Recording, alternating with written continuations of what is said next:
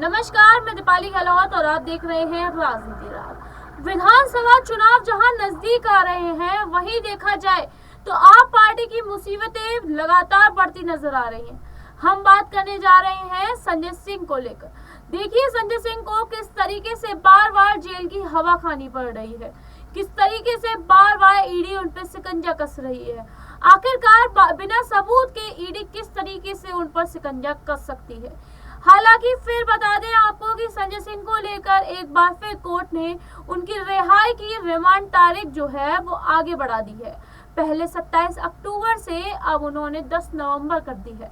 हमारे साथ जुड़े हैं सिराज से हम पूछना चाहेंगे कि अब आप क्या चाहते हैं और क्या समझते हैं इस बात को लेकर कि आप पार्टी की जो सियासती खेल चल रहा है आप पार्टी को लेकर, इसमें क्या बीजेपी की कोई चाल है? क्योंकि बिना सबूत के बार बार कोर्ट किस रिमांड पर आखिरकार संजय सिंह को सजा सुना रही है और उनकी रिमांड आगे बढ़ाती जा रही है। हालांकि अब 10 तारीख जब हो गई है तो लगता है कि धीरे से और तारीखें भी बढ़ जाएगी और दिवाली भी उनकी वहीं निकल जाएगी। आप इस बारे में, संजय सिंह के बारे में क्या सोचते हैं सिराज जी? देखिए, जो दिल्ली शराब घोटाला मामला है, इसमें कहीं ना कहीं पूरी आम आदमी पार्टी को सम्मिलित करना चाहती है ईडी।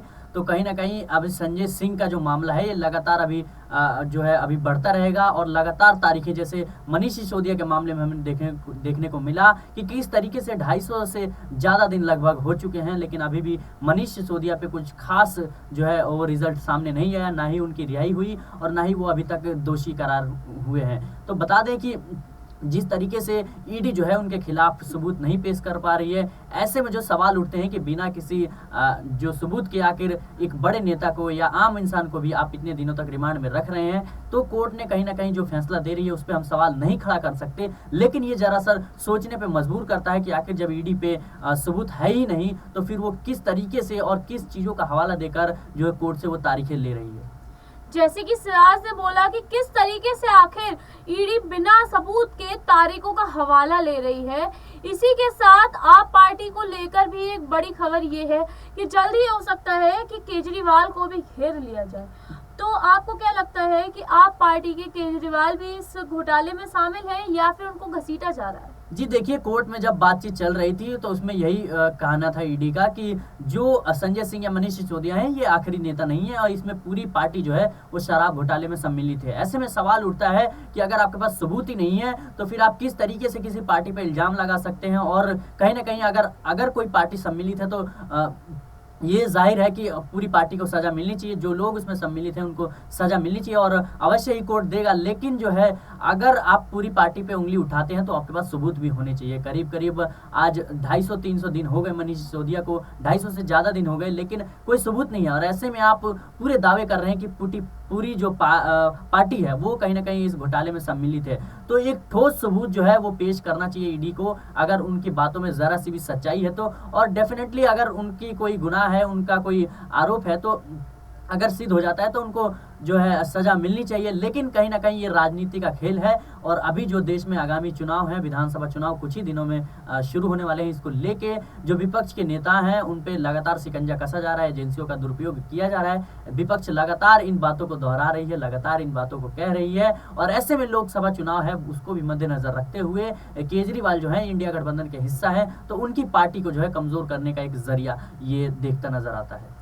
जैसे कि सिराज ने बोला कि आखिरकार इंडिया गठबंधन भी इसमें शामिल होता नजर आएगा, क्योंकि इंडिया गठबंधन के जो आप पार्टी के नेता केजरीवाल जो उसमें शामिल हो रहे हैं उसको लेकर भी एक बड़ी मुसीबत सामने नजर आ सकती है। हालांकि इसमें एक बड़ा सवाल ये भी है कि आखिरकार संजय सिंह ने एक बयान भी दिया है कोर्ट से निकलते ही। कोर्ट के काफी मना करने के बाद भी उन्होंने रिपोर्टर्स के सामने, पत्रकारों के सामने कहा है कि हो सकता है मेरी भी गाड़ी पलट जाए। उसी के साथ कोर्ट ने भी अब संजय सिंह के लिए बोला गया है कि आखिरकार संजय सिंह को डॉक्टरों के पास ले जाया जाए, उनकी जो डेली रूटीन चेकअप्स हैं या फिर उनकी दवाइयां हैं, ये सारी चीज़ें उन्हें प्रोवाइड कराई जाए।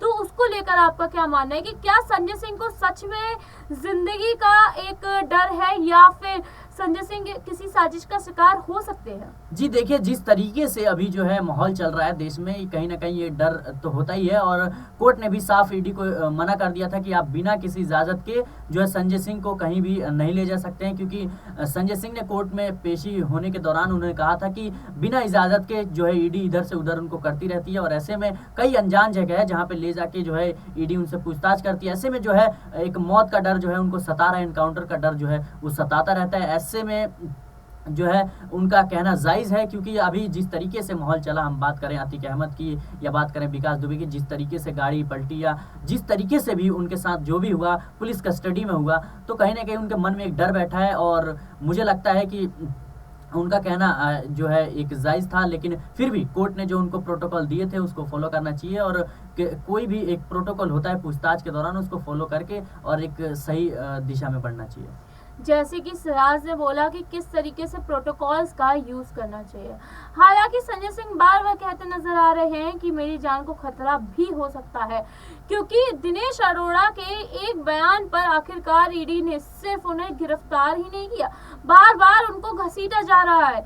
हालांकि दिनेश अरोड़ा की बता दें तो दिनेश अरोड़ा खुद इसमें पहले मुजरिम थे और अब सरकारी गवाह बनते फिर रहे हैं। और उसी के साथ दिनेश अरोड़ा ने ये भी बोला है कि मनीष सिसोदिया ने संजय सिंह को पैसे देने के लिए बोला था, और कभी वो कोई आंकड़ा बताते हैं पैसों का, तो कभी कुछ, कभी लाखों में तो कभी करोड़ों में। क्या दिनेश अरोड़ा सच बोल रहे हैं? आपका इसमें क्या कहना है? जी देखिए, महज एक उस पे गवाह के बिना पे आप किसी को मुजरिम जो है नहीं ठहरा सकते, क्योंकि दिनेश अरोड़ा कहीं ना कहीं इस मामले में सम्मिलित थे। और ऐसे में जो है हम लगातार देखते हैं कि किस तरीके से विपक्ष के नेताओं पे जो शिकंजा कसा जाता है, और जो पार्टी में सम्मिलित हो जाते हैं उनके ऊपर सारे दाग धुल जाते हैं। लेकिन दिनेश अरोड़ा हैं जो वो खुद इस मामले में फंसे नजर आते थे। ऐसे में जो है उन पे दबाव डाल के और ये गवाही जो है वो दिलवाई जा सकती है, ऐसा कोर्ट का आशंका है, ऐसा संजय सिंह का आशंका है। तो कहीं ना कहीं इस पे सवाल खड़े होते हैं, लेकिन सवाल यही है कि जब तक जो है सबूत, एक कोई ठोस सबूत नहीं पेश होता है कि जिससे उनको गुनहगार साबित कर सके, ऐसे में जो है गवाही का कोई मतलब बनता नहीं है, क्योंकि गवाह तो दबाव में और पैसे के बल पे भी या डर के बल पे भी बनाया जा सकता है। जैसे कि सिराज ने बताया कि गवाह जो हैं वो डर के बिहाफ पे भी और पैसों के बिहाफ पे भी बनाया जा सकता है। हालांकि ये बात सच है, क्योंकि ऐसा काफी दफा देखा गया है कि हो सकता है कि लोगों को पैसे देके, घूस देकर गवाह बनाया जा रहा हो, या फिर जैसे आप पार्टी का कहना है कि भाजपा जो है हमारे ऊपर सरकारी जो है कार्यक्रम चला रही है, और एक तरीके से कहा जाए तो आजकल बहुत चल रहा है कि भाजपा की वॉशिंग मशीन।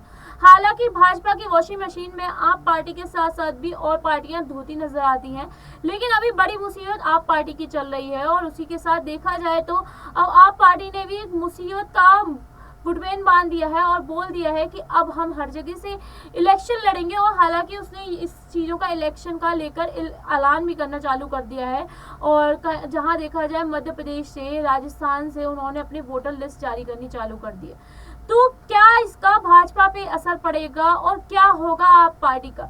क्या होंगे संजय सिंह रिहा? ये देखने की बात होगी 10 नवंबर को क्या आएगा फैसला, या फिर होगी फिर से आगे की तारीख बयां। क्या करेगा कोर्ट, ये देखने की बात होगी। आप अपनी राय हमें कमेंट सेक्शन में जरूर बताएं। ऐसी ही जानकारी भरी खबरों के लिए देखते रहें राजनीति राग। धन्यवाद।